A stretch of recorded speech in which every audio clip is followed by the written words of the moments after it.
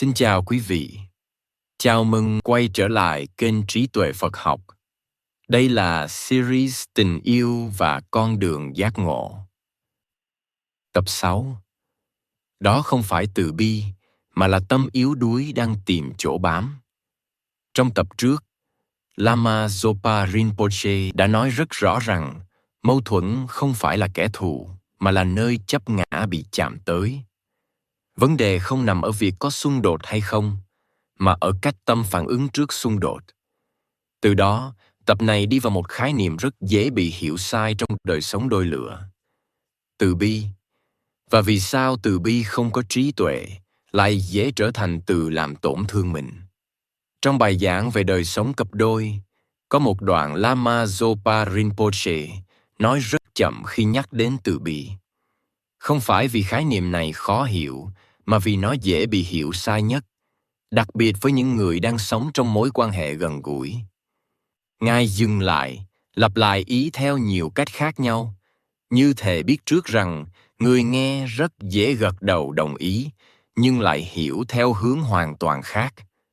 Trong đời sống thường ngày, từ bi thường được hiểu là chịu đựng, là nhường nhịn, là hy sinh. Nhiều người tin rằng nếu mình đủ từ bi, thì phải chấp nhận mọi hành vi của người kia, kể cả những điều làm mình đau. Nhưng Lama Zopa Rinpoche nói rất rõ, đó không phải là từ bi của Phật Pháp, mà là một dạng dính mạc tinh vi.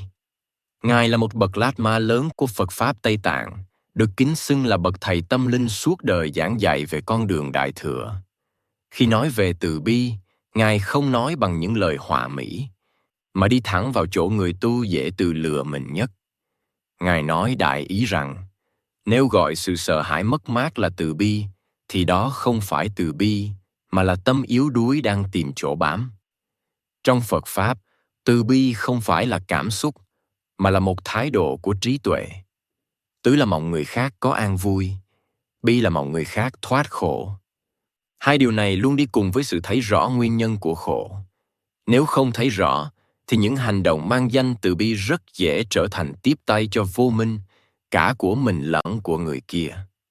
Lama Zopa Rinpoche nhấn mạnh rằng, trong đời sống đôi lứa, người ta thường nhân danh từ bi để tránh đối diện với sự thật.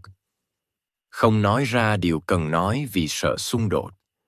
Không đạt ranh giới vì sợ bị bỏ rơi. Không dừng lại những hành vi gây tổn hại vì sợ người kia buồn. Tất cả những điều đó, theo Phật Pháp, không làm cho khổ giảm đi, mà chỉ đầy khổ xuống sâu hơn, chớ ngày trời lên mạnh hơn. Ngài giải thích rằng, từ bi thật sự không bao giờ tách rời trí tuệ. Trí tuệ ở đây không phải là sự khôn khéo thế gian, mà là thấy rõ nhân quả.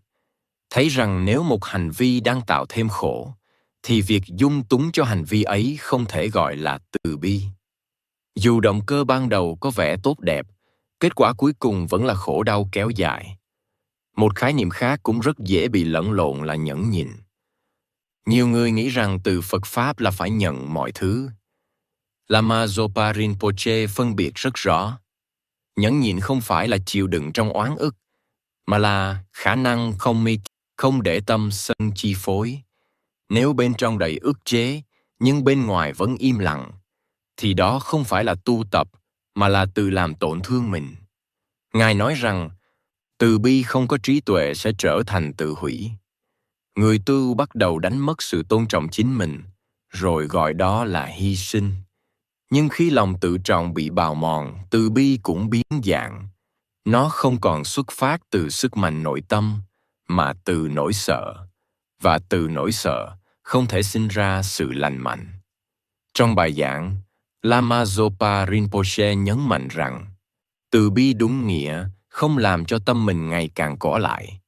Nếu một mối quan hệ khiến tâm lúc nào cũng căng, lọ, sợ nói ra sự thật, thì cần dừng lại và nhìn sâu, không phải để kết luận đúng sai mà để thấy rõ mình đang hành xử vì trí tuệ hay vì sợ mất.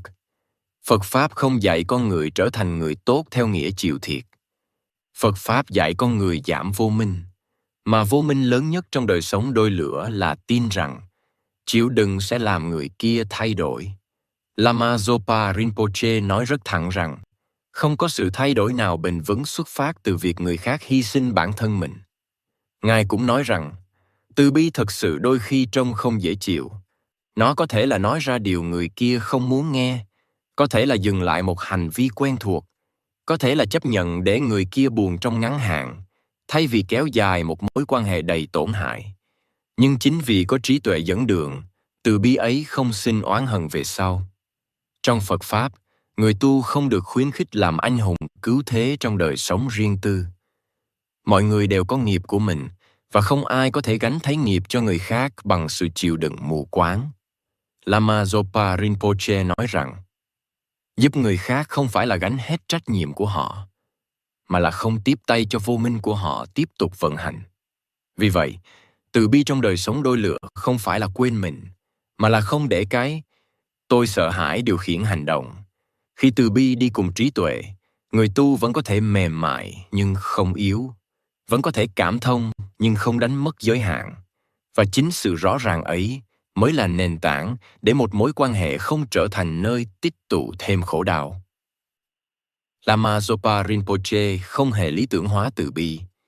Ngài chỉ ra rất rõ rằng từ bi là con đường khó vì nó đòi hỏi người tu phải thành thật với chính mình trước tiên. Nhưng nếu không đi qua chỗ khó đó, thì rất dễ lạc sang một lời khác, nơi người ta gọi sự sợ hãi là yêu thương, và gọi sự tự làm đầu mình là tu tập. Trong tập tiếp theo, Lama Zopa Rinpoche đi vào những tổn hại tinh vi trong đời sống chung, lời nói, cảm xúc và sự kiểm soát. Ngài chỉ ra làm sao để sống gần nhau mà không làm nặng thêm khổ đau cho nhau, ngay cả khi không ai cố ý. Xin cảm ơn quý vị đã đồng hành cùng kênh Trí Tuệ Phật Học. Xin chúc quý vị luôn mạnh khỏe, an nhiên giữa đời thường. Hãy nhấn like và subscribe kênh để không bỏ lỡ những nội dung hữu ích tiếp theo nhé.